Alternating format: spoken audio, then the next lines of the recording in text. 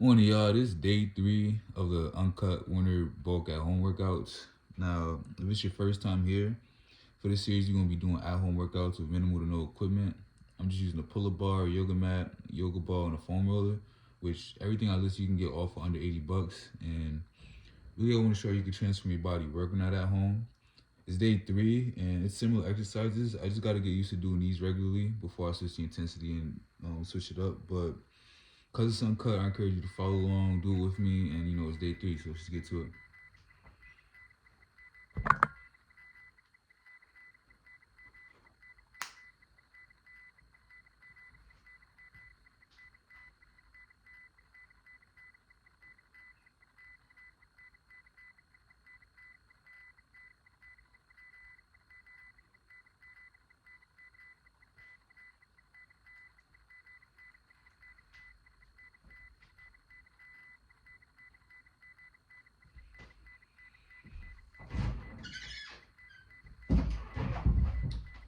I'm actually got my speakers here. I'm not just listening to silence right now. Put on a podcast.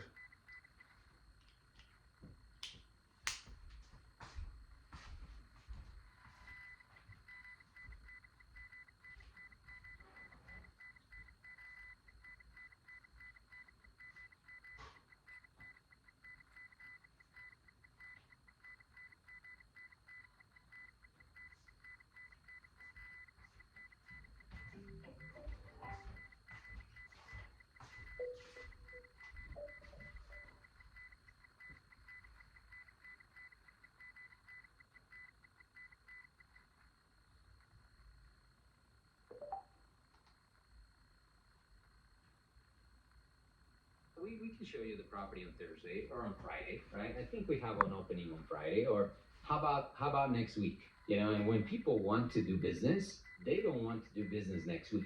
They want to do business today or tomorrow. And I always say money That's loves what we doing speed. today, by So the way. if someone wants to see my units tomorrow, my asset manager shows them the units tomorrow or many times today. And I can't tell you how many leases we've Yeah, signed stop it by right just there. providing that speed of action and just taking good care of people that they're hitting a wall somewhere else because they won't show them the apartment until 3 days from now. Or now there's this ridiculous thing of people self-showing the apartments to themselves, right? With like smart locks and stuff like that. It's like, what about if I have a question though, right? Look, I love cars, I love jets, I love all that stuff, but I don't think I'd like to have a Lamborghini in my driveway collecting dust for 4 out of the 5 days of the week. Like, really? It's just not. I'll rent one, right? We'll go ride it, and my son will probably be excited about it. But other than that, it's like, what for? Right? Welcome, millionaires and future millionaires. You're listening to the Millionaires Unveiled podcast, the show where you'll hear the stories and interviews of everyday millionaires. We'll unveil their decisions, their strategies, and their portfolio allocations. My fault, y'all. Now to your host, Take my time. It's Jason uncut, Anderson. so yeah, let's get to me working out. Go ahead. Welcome back to an episode of the Millionaires Unveiled podcast. This is episode number 338. Stace, how's it going? What's going on in your world? We are 1 week deep into 2024, and Yeah, I was today's the thinking 8th, by the way. tonight about Maslow's hierarchy of needs, because I was thinking about how you've kind of been crushing your first year of the new year, first week of the new year, and I am equally surviving my first year of the new year, and I was thinking first week of the new year, I can't get it right. But I was thinking about how, like, I feel like my New Year's goals are a little bit more about like my physiological needs. I'm at like the base of Maslow's hierarchy of needs, and yours are like self-actualization and like the pinnacle. And it's just kind of the reality of a year that you're about to have twins. It's keeping everybody alive. Anyway, but he was equally thrived in the first week in different ways. That's true. We're survival mode, survival of the fittest a little bit. And you're the, Survival. and you're the fittest because I got banned from exercise at 16. This will be my least active pregnancy of all time, unfortunately, but evidently there were some risks associated. So it's all right. We'll get back to it after they're born. Yeah, it's gonna be a good year. I'm excited. And in fact, I'm super pumped about today's guest. It's one of probably one of the most exciting listens we've had in quite some time. I feel like. I mean, all of our guests are amazing, but this is a very unique story. He's an immigrant from Ecuador, and yeah, got a crazy story. Started with essentially a magazine business in Ecuador, mountain biking of all things, which is one of my passions on the side, and yeah, came to the States and worked in corporate for a little bit, and did a few things on the e-commerce front, sold a few businesses, and then got heavily invested in real estate. And yeah, his net worth today is now $51 million. So gonna be a great episode with him. I'm super pumped. In fact, we've also got a sequel to today's episode, just because yeah, things were rocking and rolling. So be on the lookout for that coming later. I was thinking about this. We don't have I think it's Around the Horn. We've got and PTI too, like the premier sports talk shows have people fact checking them all the time and helping them out with any errors and omissions. And I just realized I started to get abs like last year for real. Listener right in. Put in that work for me. Correct something that we had an error on last week, which I don't think was an intentional error, by the way, but our guest last week, age was 37, not 27, so apologize for that. I think it was mentioned in the episode, and then we mentioned it in the intro a couple times, and then went back and looked at my notes after I got the email from the listener, and sure enough, age was off by a decade. So sorry about that. It's a small error on our part, and I don't think it was intentional on her part either. But yeah, so quick correction on that. I mean, to be fair, I was off on my age for a whole year. The year that I turned 34, I thought I was turning 33, and so when Jace told me I was turning 34, I was like, well, how was the last year? How was 33? Yeah, let's be real. I mean, a lot of us that start aging, we just kind of, resonate with the decade prior. We just think we think we're still there, but in reality, we're not. As always, looking for great guests to come on the Millionaires and Battle podcast. If you haven't heard your story yet, if you haven't heard your confession, we're still looking. I was thinking about we haven't had a news anchor on ever. That'd be an interesting one. Or any anchor, sports talk, or anything related to somebody with a mic or a voice or a camera. That'd be kind of cool. YouTuber. I know there's lots of professional YouTubers out there now. Kind of fun. A bunch of professions out there now that I was thinking about going through our list and seeing what else is out there. But anyway, love to have you on the show. Send us an email, millionairesandveiled@gmail.com. Also, looking for our first review of 2024. So if you haven't put it on iTunes yet or haven't given us a review, we'd love to have you be the first one to do so. Helps us continue to grow the show and reach new millionaire interviewees. So without any further delay, let's get to the episode today with Carlos. Carlos, do you want to just give us a little about your background and what you're up to now? Hi, Jace. Thank you for having me. My name is Carlos Salguero. I'm originally from Quito, Ecuador, South America, for those of you that didn't show up to geography class. I came to the States at 17 years old, and it was my parents' dream that we would actually come and maybe get a college degree here and then go back. But after being here and getting a couple degrees, I called my dad and he said, son, I think you should just stay and build your life over there. And I kind of felt a little bit sad. I was like, man, my dad doesn't want me back, but you know what? It's probably one of the best things that ever happened to me. I went and got a job at Hewlett Packard for 5 years, worked there and did really well, but I was not built for the corporate life. So I started a business on the side selling stuff on eBay, and that business exploded. And over the years, I've built e-commerce businesses, supplement companies, logistics companies, and now I'm focused in building a large multifamily commercial real estate portfolio. So that's in a nutshell my business story. I'm married to a beautiful lady. I have 3 kids, a 25-year-old and 2 about to be 12-year-old twins. That's so, crazy. I'm life is 25, good. bro. Awesome. Congrats on Feel all me? the My son got success. 51 I'm M's. going to dive deep into some of this real quick. Not him, But but- before we do, what's your net worth today? I'm At 25, about but that's $51 crazy, million right now. I was just talking to you before the show, and I'm about to sign a couple commercial leases that should push that up, and also I'm about to buy another property that we should close in 60 days. So, that's one of the things that I've discovered, and I wish I had learned it a lot sooner. Real estate is the way to grow your net worth very quickly. Yeah. So all of it in real estate, I presume? It started with business. So it started with my e-commerce business. I grew that to, I still own an e-commerce company that brings in about mid-7 figures every year. that evolved into a logistics company that I still own today. We provide 3PL fulfillment services to Shopify sellers and e-commerce sellers online. That's another high seven-figure company. And then I built a supplement company in 2018, and we took it to 8 figures in about 18 months. So when I sold that business, I used that capital to start investing in large commercial real estate. So, you know, it started in business, and I've probably doubled, if not tripled, my net worth in the last few years by investing in real estate.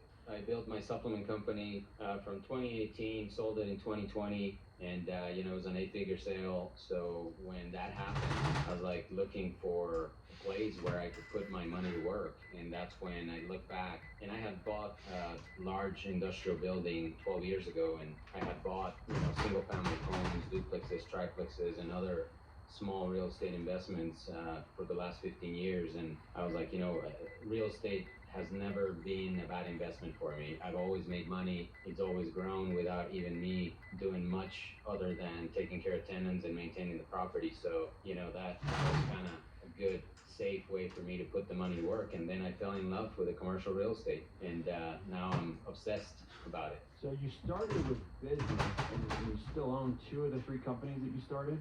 I still actually own, let me see, I still own the e-commerce business, the logistics business, I have a printing company, and I have a real estate education company. So still own those 4 plus Oh, wow. real estate education business. And you've only sold 1 along the way? I've only sold the supplement company along the way, yes. Okay. And are those other businesses, do you have any day-to-day involvement, or do you just kind of oversee them at kind of a board level at this point? Very little. The logistics 20 company, more. I have an amazing team Pull-ups. that runs everything 40 more for me. push-ups. I maybe Maybe I'll spend, I would say, 20, 30 minutes in that business every week. So very, very hands-off. And my printing company, I do 0 in, you know, same hands-off. And the real estate education business I do, and it's complementary to my real estate acquisition business. So, you know, that's basically the business that I'm in 100% of the time in right now. So, I mean, safe to say you're really truly a serial entrepreneur, even though you've got quite the real estate portfolio at this point too. You've got a massive business portfolio as well. Yeah, you know, but I always tell people I never did more than one thing at one single time. Like it was always, I started my business, I dedicated 100% to that one business. Once I had the business stabilized, delegated to managers, delegated to people, that's when I started the next one and did the same thing and the same thing. And, you know, then is when I sold that supplement company, is when I realized, you know, that's what I want to do. And then when I found real estate, I just realized that all the skills that I had built building businesses apply directly to commercial real estate, but the return on my time invested is so much greater in real estate than in business. Interesting. So over the years, as you've built up these businesses and now building up the real estate, I mean, how did you decide how much to essentially take off the table, reinvest in the business, reinvest in the next one? I mean, how do you think about that process for yourself? Yeah, look, for the businesses that I have, there's businesses that are like completely self-sustaining, plus they create enough capital for me to reinvest and grow. You know, like the e-commerce business or the logistics business, those businesses have plenty of capital to grow at a 20-25% year over year. And you know, eventually I'll sell those as well. I'm working on, you know, getting them to a certain point where I can just exit out of those and just have only my real estate to be my forever business, right? My long-term business that lasts for my lifetime, and then my kids' lifetime, and then probably multiple generations after me. So that's kind of my criteria, right? I want to do something that is not only short-term, but that I don't have to worry about it growing or maintaining. And I think, you know, the real estate for me has been that solution. And how much do you estimate that you have in real estate equity versus kind of your business equity, business portfolio of your net worth? It's about 2/3 of my equity is real estate at this point. Oh wow! So you've got quite a bit in real estate. And how many doors total is that now? 1,200 Wow! And you built that up how fast, how quickly? in about a year and a half. Holy cow! And you're still doing this in this interest rate environment. correct? Yeah, and I'll tell you kind of what the secret is.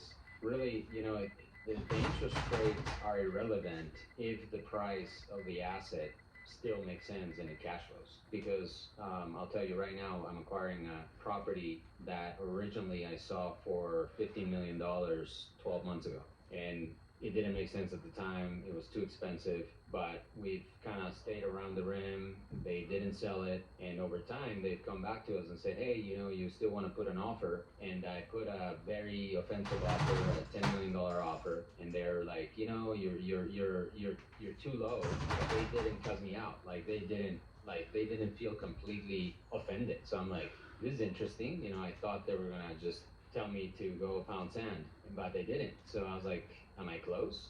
And they're like, well, maybe. So I, kept working on it, and took me about 90 days. But right now I have that property under contract for 10.7 from an original 15. Really valuable insight. Thanks for sharing your thoughts Almost on set. the interest rates. You're hitting the Have roof. a lot of people nervous and making those purchases.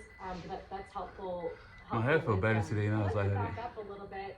You call your dad. You think you're going back to Ecuador. He's like, you stay there. At that point, what was your original goal? Was it, and maybe at what point did finance really get on the radar? Building a net worth, was that the plan all along, or did you just kind of realize, I think I want to make more money than this? I thought the original plan was me coming and getting a couple degrees and going back and helping my dad build up his small business. Like, he had a small printing business in Ecuador, and I thought I was going to be his successor. Like, my older brothers never were interested, so I thought actually I was going to be the guy that I would take that from him and grow it. And when he said, "No, son, I'm about to retire. I'm going to sell my machines and just keep the real estate," because he built a real estate industrial complex in Ecuador. I was bummed out. I was like, man, my dad doesn't want me back to run the business. But I think he was wise enough to realize that I would have a much greater opportunity here, because here in the U.S., the opportunities are infinite compared to in Ecuador, South America, right? So that was kind of the disappointment, was like, he doesn't want me back, but I'm like, you know what? Let me try this, right? What do I lose? I was still in my early 20s, so I went to the Silicon Valley, San Jose, California, and I applied to a handful of tech companies. And I really wanted to work for Hewlett Packard for some reason. I think it was because it was a printing company and my dad had a printing company, so I was like, I want to work here. And they were not hiring engineers without experience. And I was fresh out of college, no experience. And I'm like, hey, what about you guys hire me and don't pay me? I was like, only interns do that. And I'm like, well, I'll be an intern. And I'm like, you're overqualified. I don't care. I just want to work. And it was my foot in the door to learn and to be there, so they accepted. And I was the first one in the office, last one out for 6 months. And after that, I think they just felt sorry that they were not paying me. So they offered me a junior engineering job. Yeah, but you know what? I think that's something I learned from my dad too, because I worked for him since I was 10, and we went to the office every night. We we were working there till like 7, 8 o'clock at night, and he would just put us to do whatever he needed, right? Graphic design, cutting paper, cleaning the floors, taking the trash out, whatever. And we never had a discussion about money. Like, it was never, oh, Dad, I've done this, pay me this. Never. It was part of the family. It was part of us contributing. I didn't even know that people got paid by the hour back then, right? So it never bothered me one bit. So when I got here and I had to do that, it was not this big burden of like, shoot, they're not paying me, they're abusing me. I was delighted to be in a big multi-billion-dollar business, learning from all these engineers that had been working there for years and years, right? If anything, I would have paid them for that education, because you don't learn that in college, right? You learn that in the job. How did you afford that? So I was moonlighting.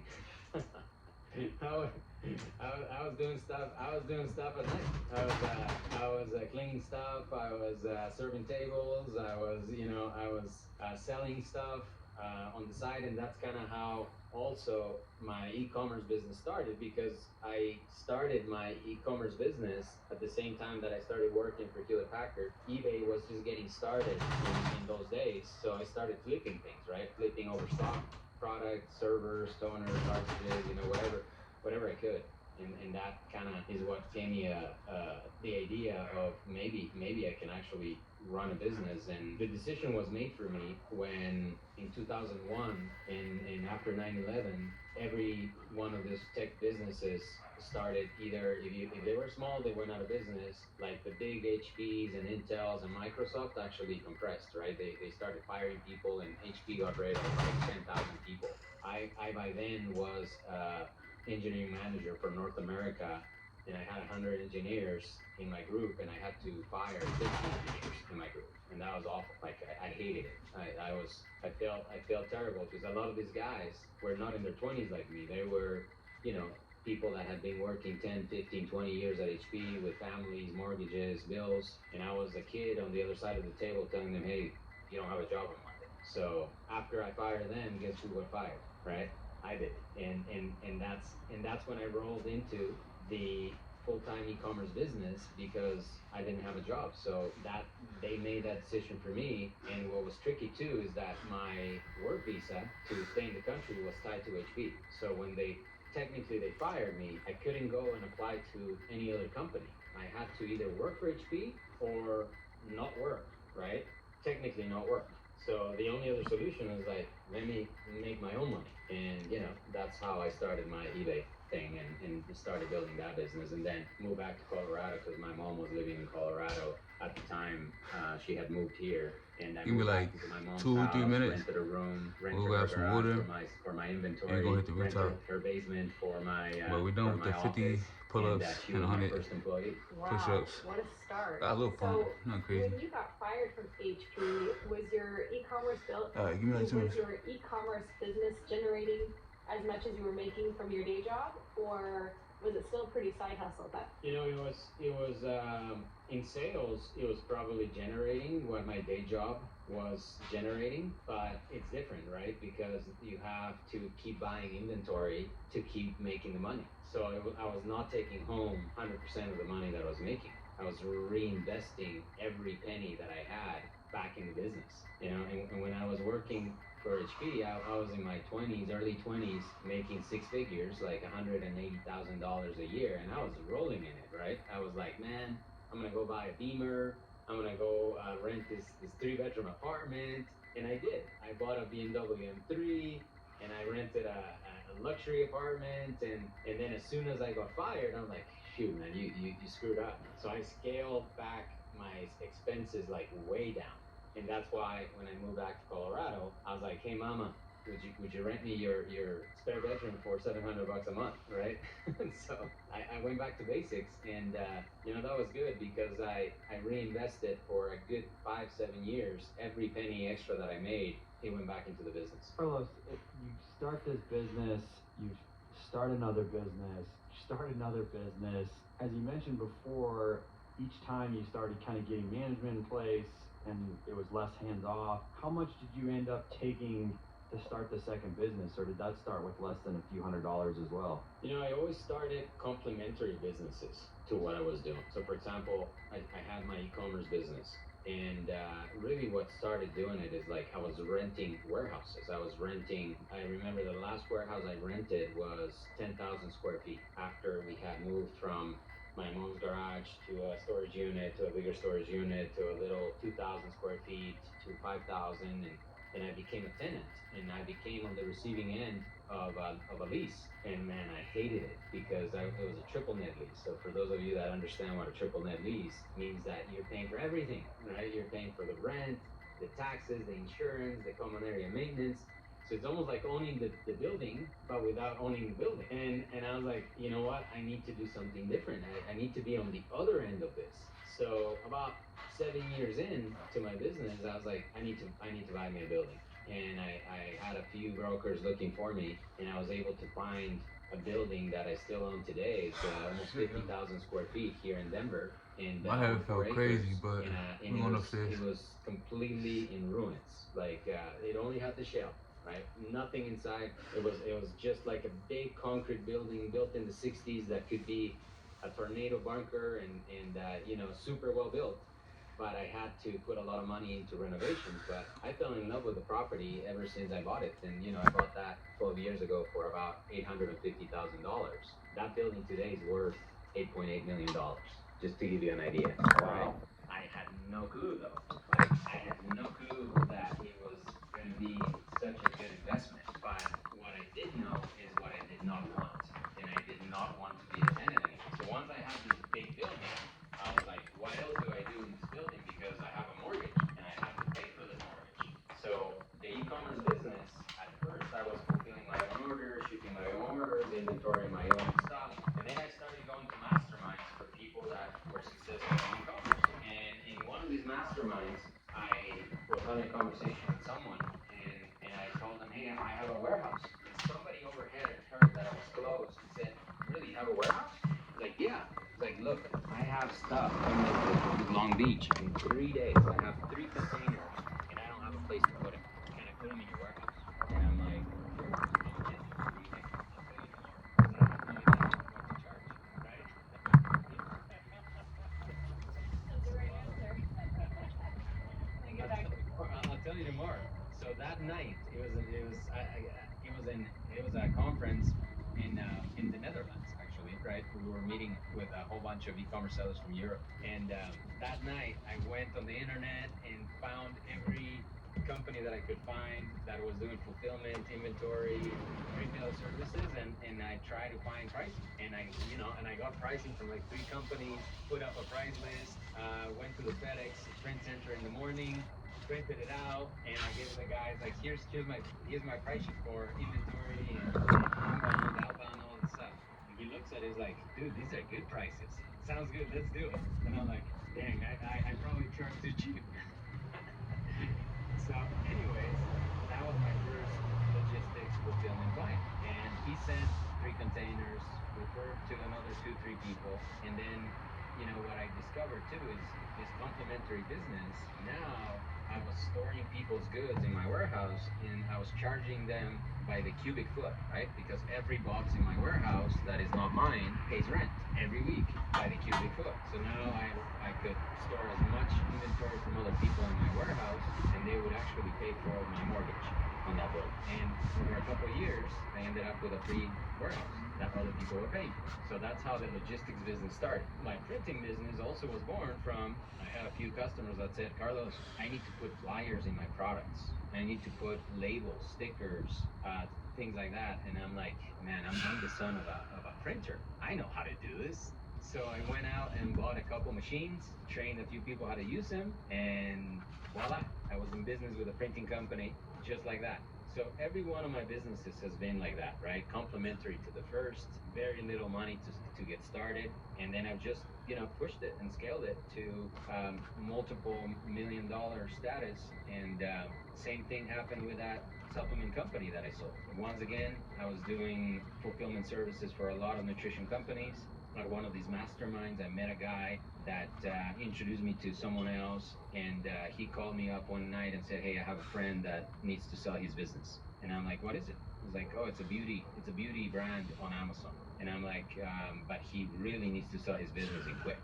And I hear that you have a few hundred clients that you do fulfillment for. Did you help out and look for a buyer? So I'm like, yeah, I'll try. So I picked up the phone the next day, called 100 or so of my customers and said, hey, this brand is selling online, it's pretty good price, blah, blah, blah. Out of the 100 or so calls, 3 people got interested, 2 people put an offer, 1 people bought the business.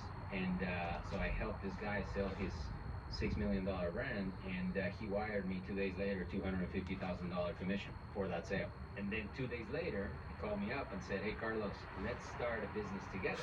And I'm like, all right, what do you propose? Well, you provide all your services with your warehouse and your marketing and all that stuff. Oh, and by the way, just that $250 that I paid you, let's roll it back into the new business. And I'm like, dude, that wire's still pending on my account. Let it at least settle. Shopify is the e-commerce platform revolutionizing millions of businesses worldwide. Whether you're a garage entrepreneur or IPO ready, Shopify is the only tool you need to start, run, and grow your business without the struggle. Shopify puts you in control of every sales channel. So whether you're selling satin sheets from Shopify's in-person POS system or offering organic olive oil on Shopify's all-in-one e-commerce platform, you are covered. And once you've reached your audience, Shopify has the internet's best converting checkout to help you turn them from browsers into buyers. What I love about Shopify is no matter how big you want to grow, Shopify gives you everything you need to take control of your business and take it to the next level. Sign up for your $1 per month trial period at shopify.com/unveiled. That's all lowercase. Go to shopify.com/unveiled to take your business to the next level today. Shopify.com/unveiled. And thanks to Shopify for supporting today's episode. And let it dust off, huh? Like, at that point, it was Sal's money, right? And like, okay, let's roll. So I reinvested the $250 into the business. He put his $250, and I went out and found an influencer doctor that, he looks like the most fit man in the world, but he's also a doctor. His name is Dr. Emil, and we launched a supplement company with 5 products, and 2 of them just took off like a rocket. Like literally overnight, they just took off like a rocket with the stuff that we did on Amazon that we knew for many, many years. And during COVID, the thing just even more so took off like a rocket because everybody was buying supplements during COVID. Welcome to Six Pack Promise. Today's workout will require the following pieces of equipment. A physio ball. Physio ball detox for 30 seconds. Begin in 5, 4, 3, 2, 1. And we did. And I'm kind of glad we did. The brand's doing really well. It was bought by a private equity group that put it in a bunch of retail stores and GNC and Walmart and Kroger and all these places, and it's still growing today. I buy still the products that I helped start. So it was a fun story. So that's how I sold the supplement business, and then I knew 10 seconds left. shoot, what do I do with all this money, right? And I'm about to pay this big tax bill too from my sale. So that's when I found Bent knee windshield wipers for 60 seconds. Begin in 5, 4, 3, 2, 1. into my deals, and then I became a real estate professional, and have some of the most amazing tax benefits there is, because it's the most tax advantaged investment out there of anything else. Man, that's an awesome journey. Real quick on the supplement company, did you cash out completely, or did you end up rolling a little bit of equity? I proposed it. I wanted to keep some equity in, but the group didn't want to. The group didn't let us stay in with equity. Like my partner didn't want to. I wanted to, but 30 seconds left. what I did keep for a few years is all the fulfillment business for them. So for about 2 years after I sold, I was still fulfilling every box, every package, inventorying every product. So, it still had revenue from the sale after the sale. Gotcha. Good deal. You should have at least worked in that you got free supplements after. Right? 10 seconds left. You're kidding. So, transition to real estate in the last decade. I said year and a half. Been on a buying spree of multifamily. Physio ball passes for 30 seconds. Begin in 5, 4, 3, 2, 1. Been so successful with so many businesses.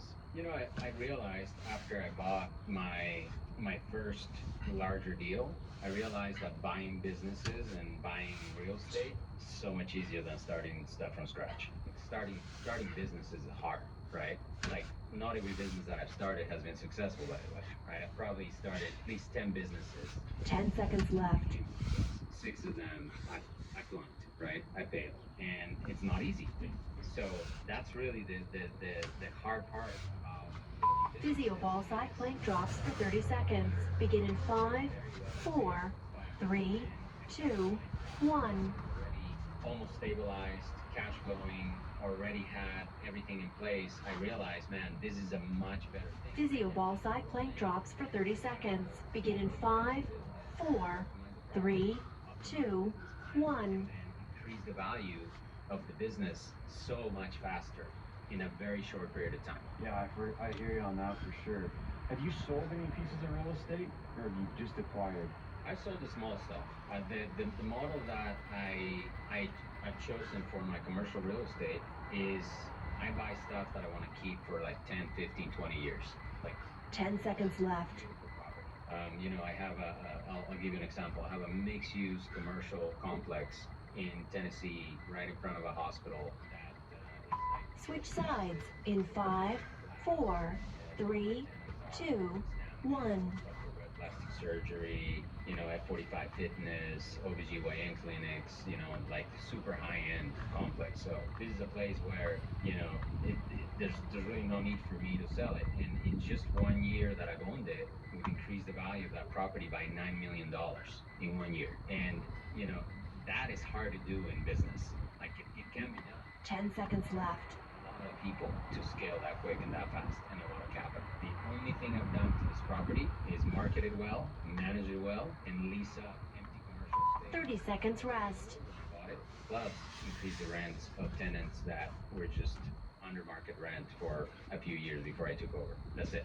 I haven't done renovation, no construction. I haven't hired an army of people. I have one asset manager in that property that I've empowered to earn equity over the years, so that he's now part owner of the business. So he's 10 seconds left.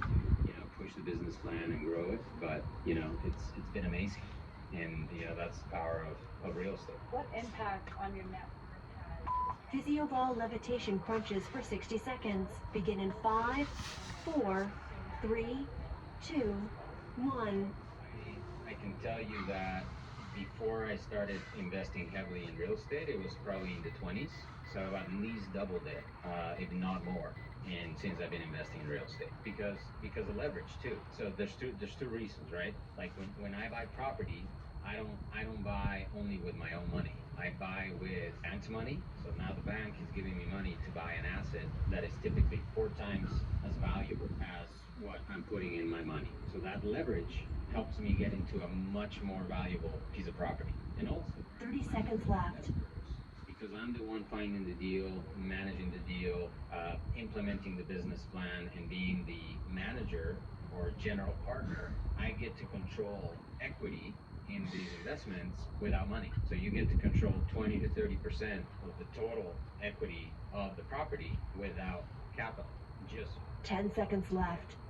so I walk into 20 to 30% of equity and creates it overnight, right? As soon as I close the deal, I'm owner of 20, 30% of the equity of the deal. Physioball stirs for 30 seconds. Begin in 5, 4, 3, 2, 1. Property that I was telling you about, we've increased the value of the property 50% in 1 year. Now, that means that my equity in that deal has not increased in value 50%. It has doubled in value because remember, 3 parts of the acquisition price is loan money, and the loan money doesn't have any equity. Our equity 10 seconds left. has the equity, so it grows super fast. So there's 3 big forces that push your net worth very, very fast up compared to just the business alone. Change directions in 5, 4, 3, 2, 1. You have 3 things that are just as equally important to grow your net worth. really valuable information there. You mentioned that these real estate investments are not in the state that you're living in. How do you manage that? Is that complicated? What made you choose that? Enlighten us a little bit on those. Yeah, typically with small 10 seconds left. you wouldn't want to do that. Like you would actually want to have your triplex, your duplex, like close by, just in case. Congratulations, you've completed today's workout. A property management company that is a professional property management company that gets paid significant amount of money to manage your property day to day.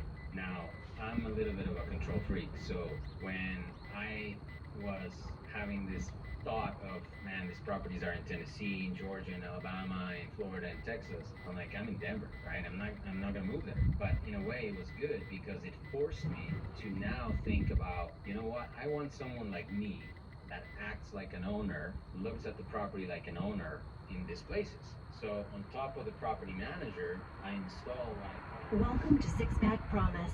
Today's workout will require the following pieces of equipment. No equipment required for this workout. Scissors for 60 seconds. Begin in 5, 4, 3, 2, 1. Period of time, if we perform on our business plan, that person earns equity in the business. in the property. So I'll give you an example. The property that I told you guys about, that is in front of a hospital, that we've increased the value $9 million in a year. My asset manager is 21 years old, and he's now owner of equity in that property. But he babies my asset, like he takes care of the property like you wouldn't believe. The tenants, concierge service. It's a luxury property, so it's concierge service. And when I proposed this to 30 seconds left. in the beginning, they laughed at me. They said, "There's no way this 21-year-old kid can handle your business." And I'm like, "Okay, I'll try it. Let me try it." Right? No one's laughing now because I've raised the value of the property by $9 million, and we're on our way to raise. That same property has another $7 million of upside this year by filling the 10 seconds left. spaces in the property. But now I have someone that instead of you know what happens many times when you have like remote companies managing your deals. Tuck planks same side for 30 seconds. Begin in 5, 4, 3, 2, 1. Friday, or how about next week? And when people want to do business, they don't want to do business next week. They want to do business today or tomorrow. And I always say money loves speed. So if someone wants to see my units tomorrow, my asset manager shows them the units tomorrow or many times today. And I can't tell you how many leases we've 10 seconds left. providing that speed of action and just taking good care of people that they're hitting a wall somewhere else because they won't show them the apartment.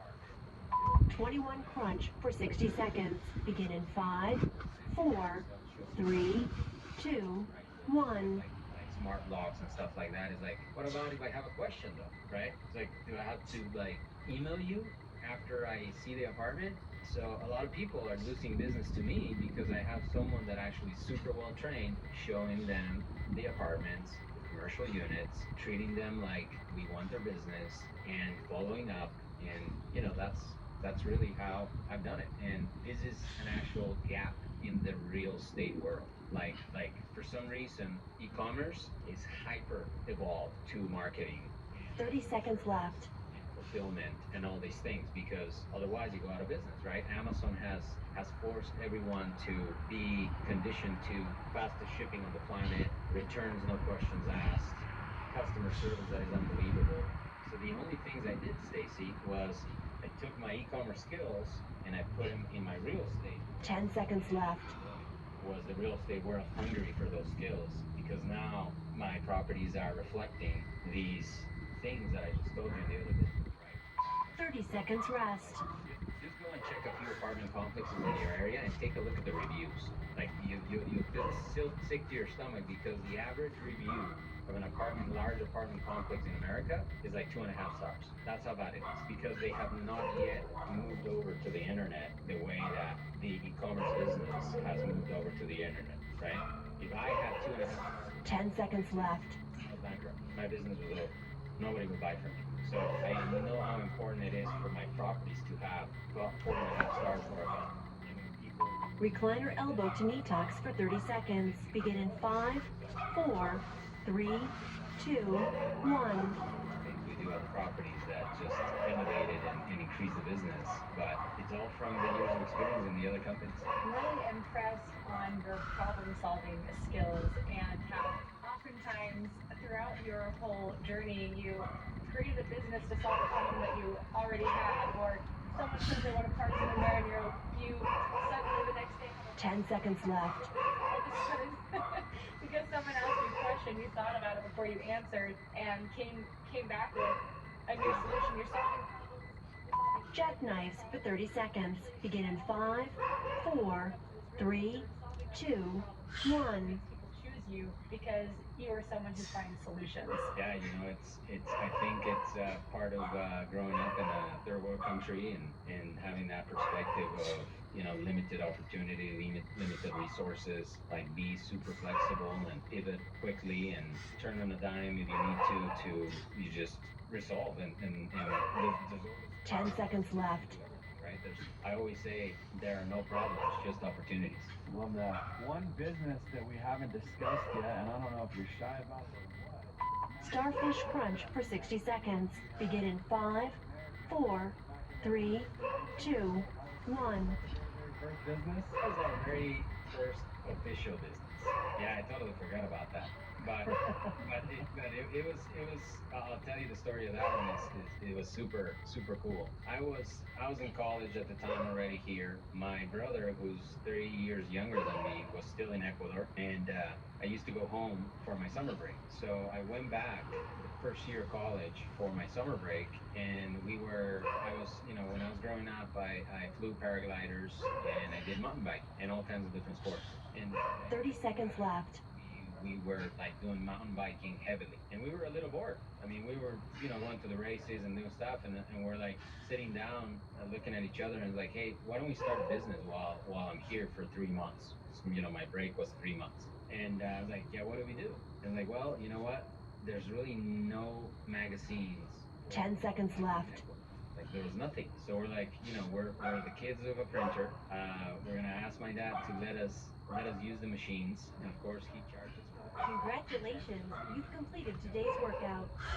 But we created this 4-pager magazine that was, like literally like this, right? It was just like that, black and white. First edition was black and white, and we took the pictures ourselves. We wrote the articles ourselves. We sold the advertising ourselves. In the first one, I think we had like 2-3 companies that looked at us and said, "These kids are crazy. Let's just support them because I feel sorry for them." And that's how the magazine started. And then over the period of the next 4 years, it grew to be one of the biggest sports magazines in South America because now we were, full color. We had at some point almost 30 pages in there, distribution in Ecuador, Peru, Colombia, and it's funny because when I came back to college, I was still doing all the remote stuff. I was still writing the articles remotely. My brother was back home taking the pictures. My mom had to jump in to help us out, so she became our office manager / project director, and it just grew, and then when my brother had to come to college, that's when we decided that it was time to go, and my mom kind of took care of us for another 1.5 to 2 years, and then we sold it. We sold it to a group, and it was, we didn't know how to sell a business, so we probably sold it for way too cheap, but that was the story of our mountain biking magazine in South America when I was still 19 years That's old. awesome. So, Carlos, question for you: as your net worth has grown, how have you thought about your personal liquidity positions? Do you have a specific formula that you use with how much cash you want to keep on hand, or is that just kind of wild west and you kind of run it by the feel? I've always been a saver and stacker of cash, so I've always kept a healthy reserve, and of course, I'll tell you, Jays, I didn't know money for the first 10 years of my career. Like if you ask me how does debt work, how does investing money work, I didn't know. I knew how to sell. I knew how to sell. I knew how to create profit, and I've learned everything along the way because I didn't have anybody to learn from. Not until I started getting mentors and coaches and going to masterminds and all this stuff is when I really understood investments. I understood all financials and taxes and all these things. So, but I've always was living way below my means. Like still today, like we have a beautiful house and everything, but we live like way below our means. Like I don't have Lamborghinis, I don't have I don't have Rolex watches. None of that stuff attracts me. I like to go on vacation with my kids, right? That's what is my fun time, and I like to build businesses. And in this case, I like to acquire properties and give other people opportunity. So I've always kept a healthy amount of cash reserves.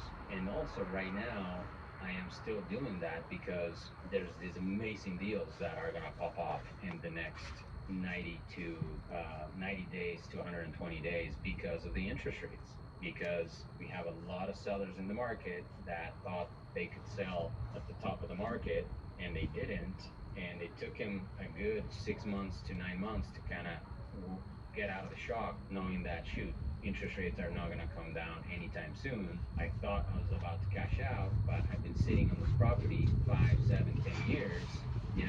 I have a ton of equity in it, or my loan is coming due. Let me get rid of it at whatever the market price So that's what my cash is for right now. And also, when you buy these big properties, the lenders do require you to keep some healthy cash reserves, right? Because it's part of the game. Yeah, for sure. So you say you don't have a Rolex or you don't care about some of these things, but has your lifestyle increased? Your net worth has increased, and if so, are there any particular splurges that you like to have? Oh man, not really, man. But going on vacation. I mean, that's it. That's it. Like, look, I love cars. I love jets. I love all that stuff. But I didn't get through every single thing, but I did enough, so my body hurts. Good shit, guys.